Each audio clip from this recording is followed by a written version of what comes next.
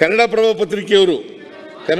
ಪತ್ರಿಕೆಯವರು ಏನಂತ ಬರೆದವ್ರೆ ಅಂತಂದ್ರೆ ಗ್ಯಾರಂಟಿ ಯೋಜನೆಗಳು ಇದು ಜಾಗತಿಕ ದಾಖಲೆ. ಗ್ಯಾರಂಟಿ ಯೋಜನೆಗಳು ಮಾತಾಡಬೇಡಿ ಅಲ್ಲಿ. ಕೂತ್ಕೊಳ್ಳಿ ವೈದ್ಯ ಕೂತ್ಕೊಳ್ಳಿ.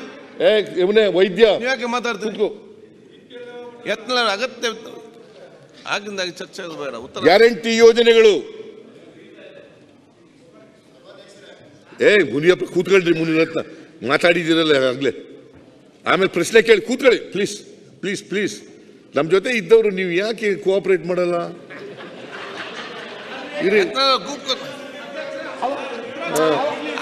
ಉತ್ತರ ಕೊಡ್ಲಿ ಅಲ್ಲ, ಉತ್ತರ ಕೊಡ್ಲಿ. ಉತ್ತರ ಕೊಡ್ಲಿ. ಸಿದ್ದರಾಮಯ್ಯನವರೇ ಪ್ರೇರಣಾದಾಯಕರು.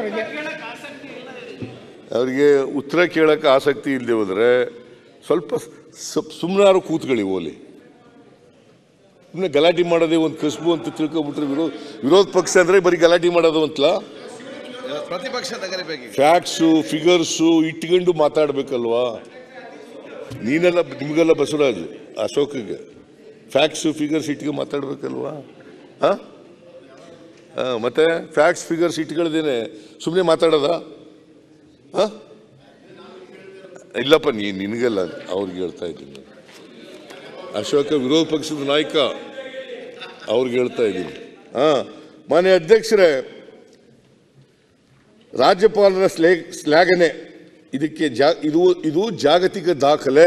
ಕನ್ನಡಪ್ರಭ ಹೇಳಿರೋದು ಗ್ಯಾರಂಟಿ ಯೋಜನೆಗಳು ಜಾಗತಿಕ ದಾಖಲೆ. ಕನ್ನಡಪ್ರಭ